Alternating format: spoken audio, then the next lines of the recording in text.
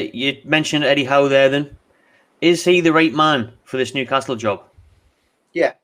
I mean, I think, like I touched on at the very beginning, about a coach being forward-thinking, articulate in the way he speaks. Eddie, obviously, with his interview, impressed everybody. I mean, it was a couple of years ago, he's being linked with Arsenal or England. He was being linked with there. What he did at Bournemouth, I think it was 3 promotions in 6 years. He kept them in the Premier League for 5 years. That journey was always going to end because they couldn't build in the stadium. They couldn't add more revenue to Bournemouth when he got them in the Premier League. So that was always going to come to an end.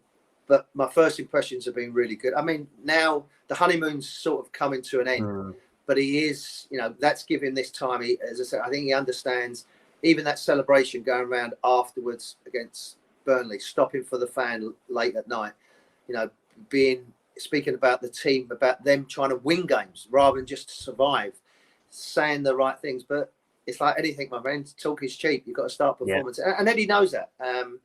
I'm sure in the near future, I've seen he'll have conversations with the likes of maybe Alan, if he hasn't Shearer, if he hasn't already done that, maybe a reach out to a Shay Given, to a Rob Lee, them type of people, to invite them out. I would, if it was me, I would invite them, just come and have a bit of lunch up there, watch a bit of training, just pick their brains, not necessarily give them a job, but just pick their brains. And I think all we've ever wanted as ex-players is success for the club.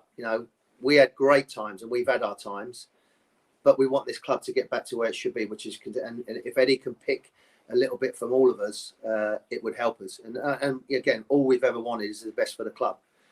When I'm talking about them type of people, other people might have alternative motives, but these type of people are the ones that want the best for the club. As Steve Howe, you've seen, and people like that have been around the club. I would pick my brains with them, not necessarily give them the job or whatever, but I would definitely, confide in them. And that was a little bit that got me with Joe Kinnear. I've spent 5 years with Joe Kinnear at Wimbledon. When he went to Newcastle, he didn't ask me anything about the club. He thought because he'd played against them and managed against them that he knew. It was only when he started getting stick, he started throwing my name around. And I was like, Joe, 8 months before, you could have asked me and I would have given you an honest opinion. But he didn't. And that's where you've got to be clever as a coach and find out about the identity. What is, because each club is different, and Newcastle, as a touch on, is a unique and special club. You need to know what makes it tick, and you need to know pretty quickly. It was ingrained in me with Peter Beardsley, with Lee Clark, with Steve Watson. It was ingrained in me pretty early. Me, Les, Ginola, we knew pretty quickly what playing for this club was like, and then we give that to Bellamy and to Tino and to Kieran Dyer, and the list goes on and on and on. Lauren Revere, they knew what the club was about, and that's what you're playing for. Because Joe Kinnear could have got you in early days, could have got fans on his side if he had just brought. Imagine if he had brought you in straight away, that would have got fans on his side. It would have won a bit of a vote. Would have made it look like he was making an effort and trying to understand the place and everything. I mean, Eddie should be on the phone to you now, mate, getting you on a flight back from America over here. Sort the defence out, Warren. Yeah, of course. As I said, I love my life here, and we moved out here 13 years ago. But that club gave me so many good memories and so many good times, and it made me feel not just on the field, but off the field. My family, the people in the city, people in where I used to live, and I still got a lot of good friends there. And it was a special time for me. Personally, and as I said, I got a lot of. That's why I come out. People said to me like 2 years ago, "Why did you come out and start saying on TV or Sky or BBC? Why would you start saying?" I said because they give me so much. I did what I gave everything I had for that club. I give it, but they give me so much more. The fans back. So when people are sticking the boot in, I'm not going to sit there and accept that. And it may upset people, but it's the truth. People don't like the truth sometimes. And to go to Sheffield United and allow them to beat us when they ain't won a game, I ain't having that. I'm not gonna sit. I'm not even from the area. Obviously, I'm not from it. But it's. I get it. I got it early. Like I said, I understood what the club is, and KK and Sir Bobby. They ingrained it in you that it ain't a normal club. It ain't just a run-of-the-mill place, and the fans are not just the run-of-the-mill people. Their club is their club, and you have to abide by that. And that's what it is. And if you get it, it's a beautiful thing. We've seen glimpses of it in the last few weeks. The Burnley one, going away to Crystal Palace, going away to Leicester. You've seen glimpses. I had that for nearly 8 years, and it weren't all great. We got booed off when we beat Watford 1-0 and Brentford 1-0. We got booed off. Because the expectancy levels that got exactly, there. because the expectation level was there, and we understood that. And we knew, like, if we'd have to go, we got beat somewhere, we knew we had to go and face the fans. You can't turn your back on them and just walk in and put your head in the sand. That don't happen, because you're going to bump into them in the petrol station, in the supermarket, or in the train station. Yeah. I'm walking around here, Del Mar, 5,000 miles away, about 4 or 5 months ago. And Geordie pulls me on the road, says, "Oh, what's happening with the club?" No way. Yeah, so they're everywhere. So that's quality. But I would love to. It's a special club. I think everybody knows how I feel about the club. Hopefully the new owners can touch into that and get that philosophy back and that mentality back and that special club feeling back, like what you say, Bobby Robson, everything installed in players, because that'll make a difference. Finally, Warren, will Newcastle United stay up this season? Yeah. My heart obviously says straight away, yeah.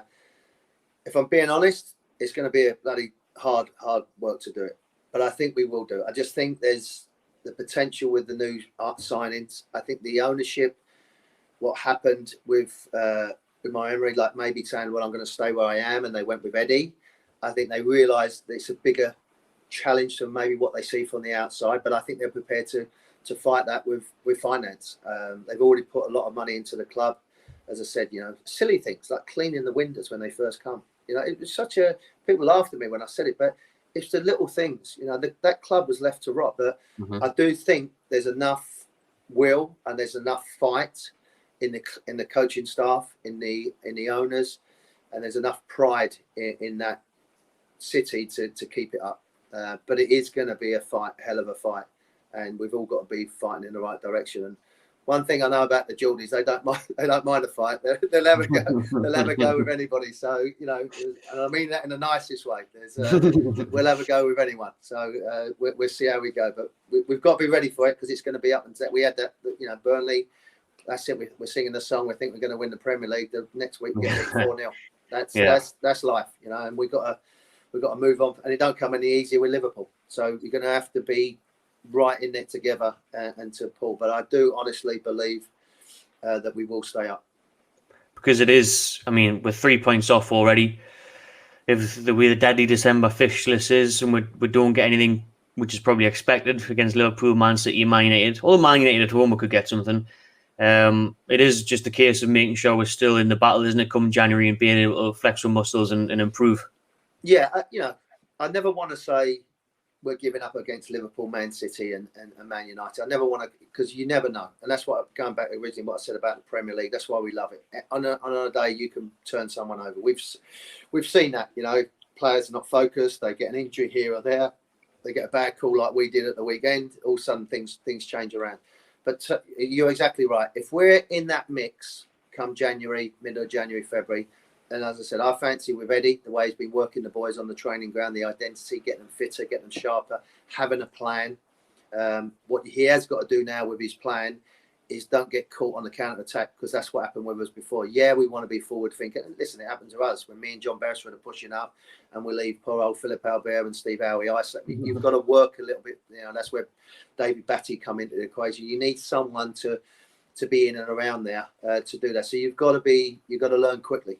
But the Premier League, as we know, can be ruthless. But there's enough experience in that changing room, enough quality to get forward. And we probably need another striker. If we're being totally honest, we can't rely on Wilson to stay fit. You never know. You don't want to tempt fate at all, but you need another striker. And if we have to go and push the boat out, then we're going to have to do it. And that's where we are. But I do feel there's enough in there to keep us in the Premier League. And then from then, you can really go to town in the summer and really start looking at attracting some bigger names than already that we've been linked with. That's it. Like the main rebuild starts in the summer, doesn't it? Because that's when you can persuade people. That's when it's easier to sign. Because looking at Newcastle, do you think it will be hard to tempt people when you're in the bottom three, thick of a relegation battle? Obviously you've got money to persuade them, but it's a huge risk reward factor, isn't it, as well, for the new owners? Because if they invest 200 million in January and we go down, but if we stay up, then it's obviously worthwhile. But I also and I don't want to again go down that avenue. They're there for the long term, so I don't think they're an ownership that if we go down, I'm going to sell it. I don't think it's that. And even if with the hiccups that we have, if we don't in the first 2 years reach the expectation of what the owners want, which is to be challenging, to be in Europa, to be in Champions League. You've got 3 transfer windows. One is going to be hard in January just to get players to survive. Then you've got the summer, and then you've got another one coming along. But if you've got that momentum, then you can build on that. But I do believe the ownerships are there for the long term. They spent a lot of money. They know the love the fans have given them. The scenes that we had when the takeover happened, the scenes you had when the first home game, and then our bloody luck, Eddie's not on the field because he's got COVID, and then then you go down, and so it's been one obstacle after the other, but we never, like I said, we don't give up. Have a look what happened on Sunday, 4-0 down, and you out singing a team, and their home fans are walking out the stadium. Yeah, that tells you a little about Graham Souness, what a big club is. They've won the Premier League, they won the FA Cup, but we're a big club. We're a big club. We've got big fans. We've got big expectations, and you've got to try and live up to that. Pleasure, Warren. Thanks very much for your time, mate. Appreciate it. Thank you very much. I wish you all the best. Cheers, mate. Take care.